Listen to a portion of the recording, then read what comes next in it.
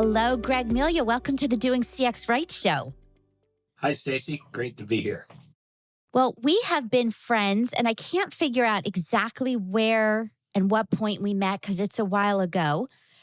We share in common that CX word, that customer experience, and everything that has to do with it. So before I get too in-depth here, let's start with who are you and what do you do professionally?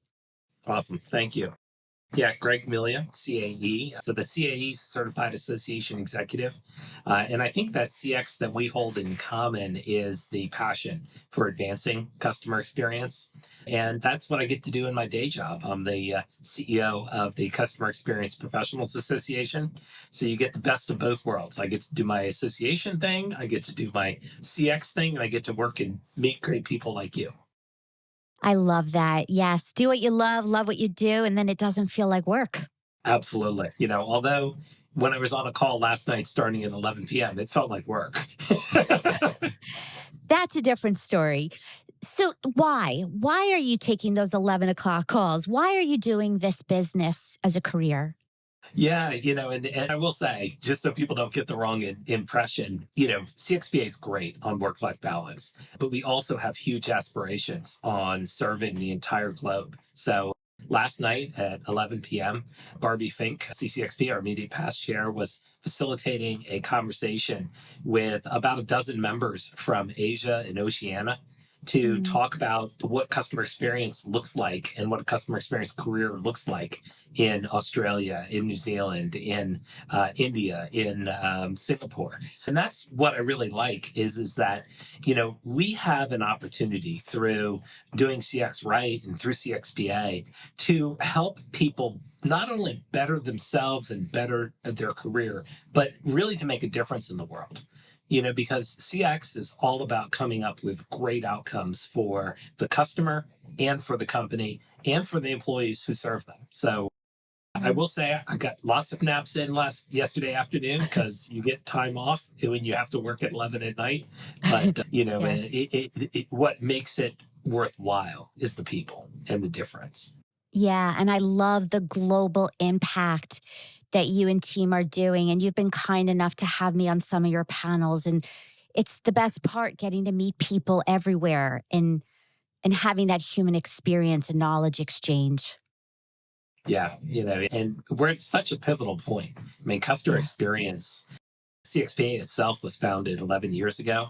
The term customer experience came up in the mid 90s. I don't think anybody even thought about the customer perspective prior to the late 70s. So this is an evolving field where, just like the pandemic has taught us, we're trying to create a better world that makes everybody feel that they're included, that their perspective's considered, and that we're going to have a fair win-win instead of big business pulling one over, on the customer. Well, yeah. And in talking about that, you actually really ignited diversity, inclusion, and equity and connecting it to CX. And that's part of the committee I'm on. And I love that. Tell people why. What's the link to you? Yeah, I will share is that there's a lot of people that we have to thank when we think about CXPA's commitment to diversity, equity, and inclusion. One that I'll quote, really is Gary David, who is a member up in Boston and a professor at Bentley University. And what Gary pointed out is that there's always been a connection between the civil rights movement and diversity, equity, and inclusion. Because if you think about it, a lot of the civil rights movement was that question of who has access, who can sit at the lunch counter, who can ride the bus, who receives schooling. And so if we're going to be committed to making sure that every customer has a positive journey and that we remove friction, we have to consider the friction that's caused because we aren't recognizing that not everyone can speak as well or hear as well or is of the same religious background or the same gender. So we should consciously think about how we can create systems that are positive for everybody or the greatest number of companies and customers, and a fair win for the company as well, because those are big markets, to also think about how you can grow and serve more people in a way, here during the pandemic. this video technology has been great. And then the addition of captions and spaces accommodates people who don't hear as well. It's not necessarily deaf, it's just may not hear as well. And then you have the ability to translate to another language. And now you've opened a new market. And you're like, it's just, diversity, equity, and inclusion is a gold field of opportunity, not a minefield of disenchantment. Well, it makes human sense and business sense. Well stated. Yeah. What's one fun fact that people might not know about you? Oh, geez. When we start asking that question, then you get the whole thing. Okay, how much do people know about different parts of my business and things like that? just think, No, even personally, your background, anything. Just who are you? just lots of little things. I've been blessed to have lots of different opportunities and fun things. I'll go with two sort of opposite ones, and I'll let you tell me which one you want to hear about. I was a drum major for 3 different bands, and I used to be involved in the wedding hospitality business. What would you like to hear? Well, I'm going to come back to the detail after. I got to make sure I get through all this content, but those are good topics. So hold on to those for a little bit. Awesome. I want to talk about Customer Experience Day, CX Day, Customer Service Week. By far, those are my favorite days, week, October, every year. Let's talk about, how did that start? I mean, CXPA really spearheaded this. Yeah, I think it was probably in 2013 or so that the board of directors had the foresight to ask for a congressional proclamation to recognize CX Day. And so CX Day is the first Tuesday in October, Tuesday, October 4th this year. And it is part of Customer Service Week. And that it is important because CX is so closely related to customer service, but it's also distinct. It's also a way for us to think about designing and creating systems that allow for the customer to get the result and the outcome they want without it becoming a service recovery issue or becoming a reactive request. So really thinking about design and delivery. But what I love about CX Day is that CXPA was smart enough to create a movement. And what that means is that we empower companies, we empower CX networks, we empower our competitors all to come together. And if you're united in celebrating CX Day, we want to help you do that, whether that's with your employees, with your customers, with the general public. I love that. And I feel like on top of the world when I go to a company who's never celebrated before, and we take these small steps. And by the time I leave, it is a global phenomenon. It gets to be part of my legacy, but clearly I can't do it alone. So the power of people and an intention is so important. Yeah, totally agree. We just did some research last week. We were talking about it will come out later this year, but it is journey mapping the first year of a CX leader in a new assignment. And you are stepping into one of those again. And what people said as a need was to have something small that makes a big difference. And I think CX Day is a great example of that. It is a time when you can help raise awareness across your company of what customer experience is. You can thank and celebrate not only the frontline customer service people, but all of the different supporters across the organization. And you can bring the voice of the customer into the process so that people understand the difference that great customer experience is making out to your customers and out to the life. This year, the theme for CX Day is CX drives success. And what's neat about CX Day is that CXPA will do a lot of heavy lifting. We will create an avenue for greetings from across the world. We will create a set of conversation guides for you to use with your employees. We'll create some videos and social media hashtags. We'll create some different images that you can use based on that theme.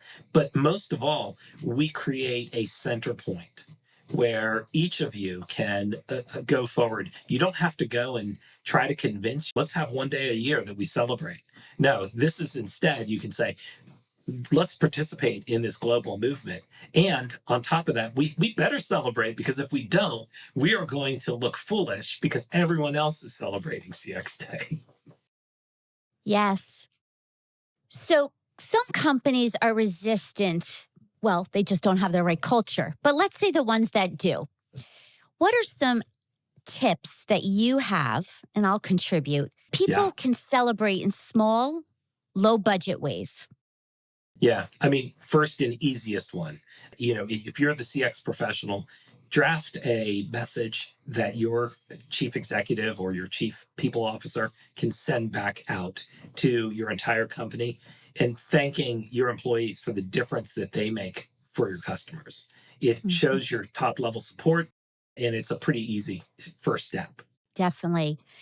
And I would say also is writing a handwritten note to customers and thanking them for their business and that you don't take it for granted. Oh, that's amazing. I mean, even something like that, I'll just riff on that. Yeah, maybe you do a special around CX Day. Everybody likes to do a flash sale. Why not do a customer appreciation flash sale in conjunction with CX Day? But on top of that, social media is such a huge part of CX Day. Use that opportunity to highlight and celebrate the story of a customer partnership or of a employee who has gone above and beyond. Those stories are what make your brand real. They're what make those emotional connections. And CX Day is a great time to create that and share that, because if you send it out the week before, people are like, well, what are you trying to do? You're trying to pull the wool over my eyes. CX Day is a dedicated time for everybody to do that. Yes. Now, caution, must not commercialize it, must not use it as a way to say that you're a certain company, but you're really not doing it. You're just checking a box. Yeah. That is true for CX Day, and that's true for diversity. If you're not going to live, if it's not going to be resonant, that's going to be a problem. And so this is something that I think more than anything else, people need to understand that CX is not the responsibility of Stacy Sherman wearing the cape and coming into an organization and doing CX. It is Stacy Sherman or whoever the CX leader is coming in and igniting a movement inside your organization so that each department is committed to saying, how do I achieve my goals and how do I make sure the customer's happy? How do I make sure that we're creating a consistent experience? So that idea of teamwork, that was our theme last year. CX is a team sport, and it's still relevant. It's just a different theme for this year. CX drives success, because we want to point out when we talk about success, we mean a positive outcome for the employee, a positive outcome for the customer, and a positive outcome for the bottom line, return on Mhm. investment. I love that. Another thing that people can do wherever they work is establish what we call CX igniters. And especially if you're in a big company and you have those champions throughout, if it's a sales organization, if your finance team, whatever it might be, and use those people in their local areas to celebrate in the most meaningful ways to them. Because you're right, Stacy Sherman and people like me can't be everywhere. Yeah, I love that. I'm thinking about, if I remember correctly, I think that last year you guys might have had some food delivered in different offices and spaces. Mhm. And it doesn't make sense for you to try to send the same cookie, out to everybody. What you want to say is, well, what does this office like? And if that's the health conscious one that Yeah. wants the green milkshake in the morning, or it's the party one that wants the alcoholic milkshake in the afternoon, you got to get it right, because it's just like customer experience. You have to adapt it. But I love that idea of igniters. Maybe I'll go with not wearing the cape and being a superhero, but being part of the Hall of Justice, being part of one of these superhero collectives. Yes, absolutely. And I also encourage people to use metrics as they figure out ways to recognize. So, for example, find if you have a sales team, find those people who have really delivered customer excellence, your back office, your front line, and maybe recognize your top 10, your top 20, as well as those that had year over year improvement too. And it goes a long way because who doesn't want to be recognized for the most important thing in the company? Yeah. And what I love about that is making sure that when we're holding up something as success, we're tying it to demonstrated outcomes. It's sort of back to your point. Don't commercialize it and don't try to change the conversation. We need to make sure that we're celebrating the folks that are driving success. I would add to that one thing I would advise people not to do not make a CX Day promotion about your NPS score. The general public doesn't relate to NPS scores. The general public relates to the question, how is my service? How is my experience? Who are the people I can trust and work with? So share those Hmm. stories. I love that you said that. It's pretty ironic because I also just spoke to Fred Reichert, who's the NPS Yeah. inventor and wrote 2.0 and winning on purpose. And we just talked about NPS and the evolution of it. And so you're so right. It was interesting to hear his perspective on not tying bonuses to NPS scores as as a specific metric, which has a lot of debate for sure. What's your We're not view going to on do that? that. We're not going to do that debate. I will say, I mean, literally, a week ago, I saw a company produce a social media short clip that talked about their rise in their NPS score. I think they went up 0.2%. And all I could think of was, I've never heard anyone ask, I wonder what's happening with the NPS score of my cable company. What I've always heard is my cable reliable? Can I get someone on the phone? What's my experience? Is the billing fair? And that's what your customer cares about. NPS is a metric that helps you on a dashboard to understand the accumulation of those things. But don't get overly focused on the metric. Get overly focused on the process and what's driving the metric. Well, to add to that, don't keen in just the number, read the comments, listen to the conversations. There's the gold.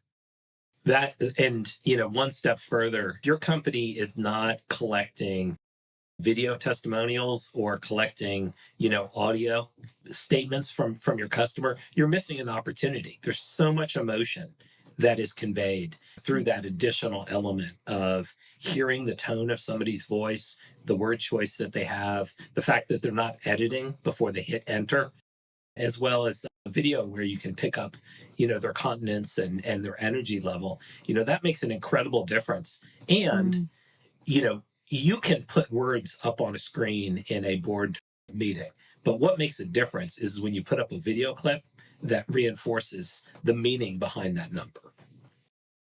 Absolutely. Oh, we can talk about that topic for a long time. Going back to diversity, inclusion, and customer experience, and all these purpose driven initiatives. Do you believe that companies are focused on this, investing in purpose driven programs to attract better talent, better customers? What's your view on purpose driven companies? It's interesting because there's a lot there that is very close to my heart. Coming from the association community, what makes associations preferred employers is the fact that they're all mission driven. And if you find a organization that you're passionate about, as I am with CX, you feel good about what you're doing and you want to keep working. The pay might not be the best, the benefits may not be the best, but you feel like you're making it in the world. I think what we're seeing coming out of the pandemic is a complete reset of the contract between employees and employers. Mm. I was just reading an article earlier today, and they were talking about Apple employees. Apple is in the process of moving from asking employees to come in 1 day a week to 3 days a week. And a survey found that about 3 out of 4 Apple employees are not happy with that change, and that just over half of them are remaining open to changing companies. And that's because they want to have a little bit more control over their decision of where to be and where to work. So I think that where it's important is the employee experience, treating people in a way that shows that you trust their judgment, you trust their commitment, that you trust their focus, a little bit of creating a space for them to do what they value most. If what they value most is being able to have their cat around them at the workplace, let them have their cat around them at the workplace. And I think that that's really important. I think that the one place where occasionally people overshoot on purpose, on the idea of purpose, is that people fail to recognize the reality of business. And the truth is, in order for you to have a successful business outcome, there has to be a profitable business model. And that profitable business model is going to require that you think about the cost of delivery and you think about the balance.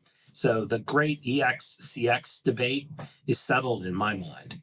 If it comes down to a choice between the employee and the customer, you're going to need to find a solution that meets the customer's needs and also works for the employees.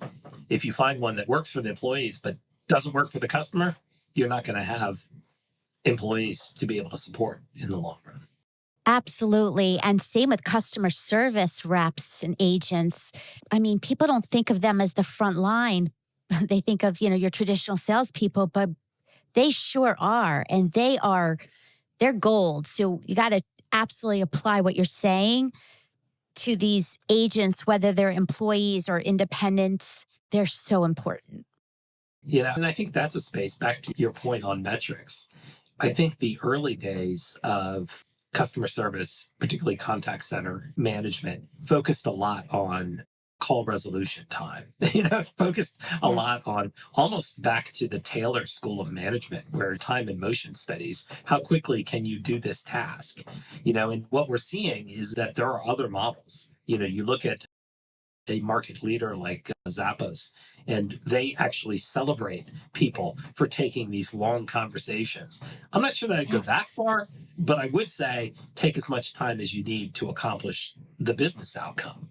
And that's a very different thing than having a metric to say, how quickly did we resolve a call? How many calls did we do in an hour? And take care of your people. Forget the title. Take care of your people. Take care of your people. I totally agree with that. And right, that, wherever those intersections happen, whether it's with your customer, with your suppliers, with your partners, those are all important. And that's one of the things that I've enjoyed in this shift through the pandemic, is to be able to talk to people about where they live in the world. What's the name of their pet? To say hi to their kids on a call and acknowledge that we're all humans. We have business outcomes that we're looking to achieve, but we're also people who are seeking happiness. Yes. And I love that. I believe you're part of the CX Day Argentina event coming up. We Is that definitely right? have a lot going on in South America. Sometimes so much that even I'm not particularly sure of exactly what's happening next.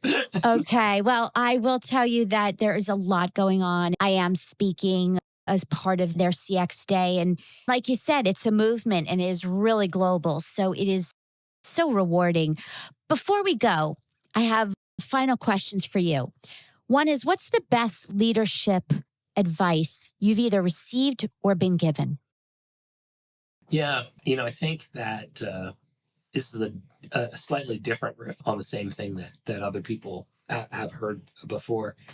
I remember early in my career, I was at a meeting. It was a committee meeting. It was on an issue that I had studied quite a bit. I was really deep in the data, and I had, in my mind, a very specific outcome that I thought was the right solution to a very complicated problem.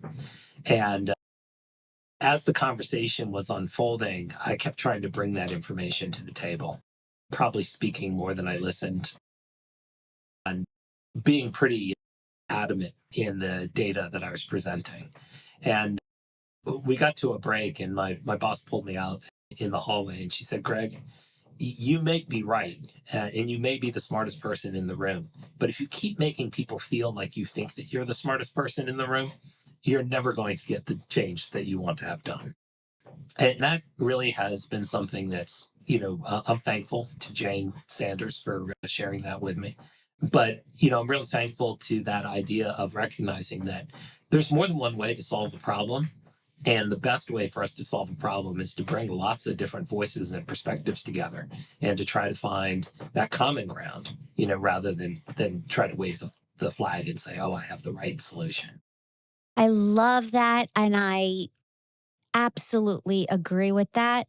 I'd also say to the extreme that I believe we all know nothing. We Mm. are all just figuring this out, from parenthood to work to health to use a car seat, don't use a car seat, COVID, get a shot. We think this works. We all know nothing. Yes, there's science. Yes, there's very smart people in the world, but there's a lot we don't know. I agree that it's important for us to be open, authentic, and vulnerable, especially sharing when it's a challenge that we don't know what the path forward is. We need to be confident in asking questions and in the importance of asking questions. I will say, I do hope that my surgeon knows something. I do hope that my lawyer and my tax accountant know something. But I agree with you that we are far better and stronger when we're willing to recognize that it is a journey. I did a graduate certificate in creative problem solving, and one of the big takeaways from that was to trust the process and be the process. And that's what CX is. It's a process. That's what collaborative decision making is. It's a process.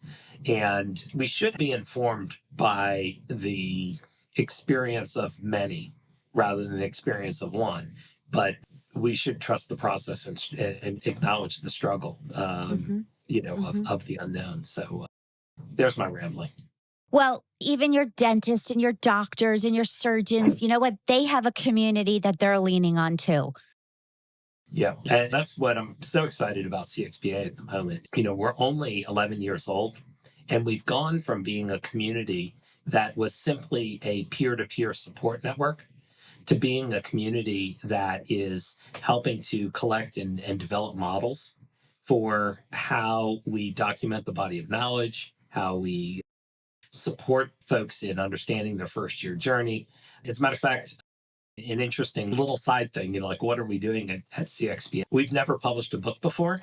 We're currently planning to publish 13 books before the end of the year.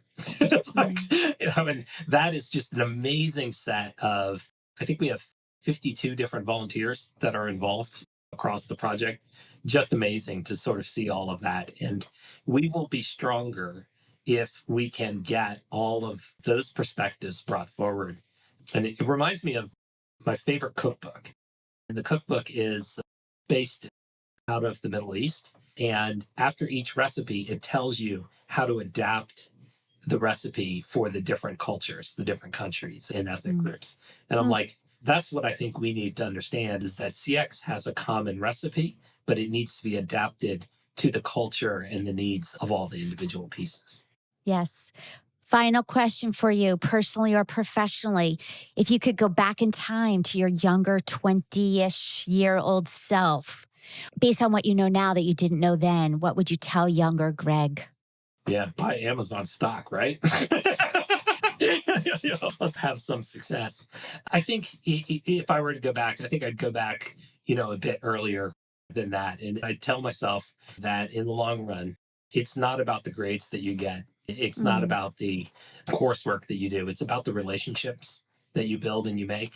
And that is the important thing, so for any of the high school and college students that are listening out there, it's okay to just cross the bar on some of your classes if that allows you to be a more well-rounded person and build some relationships, because those Mm. relationships, like this conversation with Stacy, are the ones that are going to sustain you throughout the way, because we don't need to know anything. Stacy says nothing.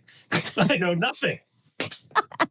I'm always learning. That's what I believe. And to what your advice was before, we have so much to teach each other. Thank you for being here. And in the show notes, I will link to you and CXPA. And just thank you for all the great work you're doing and team. I appreciate you.